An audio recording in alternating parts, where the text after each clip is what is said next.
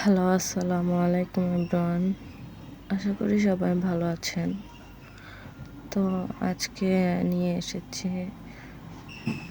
Noodles রান্না করেছি। প্রথমে নুডলসটা রান্না করার জন্য যাবতীয় যা যা প্রয়োজন তা নিয়েছি।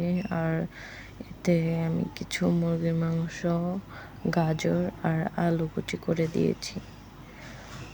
তো এইভাবে নুডলসটা খেতে আমার মোটামুটি অনেক ভালোই লাগে। আর সাথে তো রয়েছে মাস্ট বি ডিম।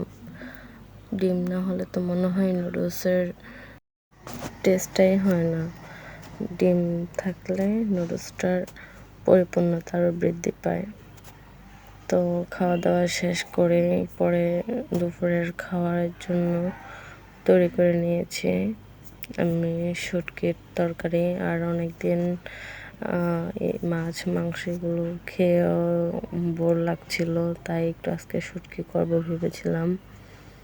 তাই আজকে আমি এখানে ছড়ার সাথে আলু মিক্স করে এরপর রসুন কুচি করে শুটকিটা রান্না করেছি। মাশাআল্লাহ, শুটকিটা এইভাবে খেতে অনেক ভালো লেগেছে। আর শুটকিটাতে আমি সব বাটা ইউজ করেছি, মরিচ বাটা, রসুন বাটা, আদা বাটা এগুলো। আপনারা কারা কারা এভাবে শুটকি খেতে পছন্দ করেন অবশ্যই জানাবেন। আর যারা শুটকি পছন্দ করে না তারা তো জানি 3 হাত দূরে থাকেন, তো তারা দূরেই থাকেন আর দূর থেকে দেখে দেখে উপভোগ করেন। আল্লাহ হাফেজ।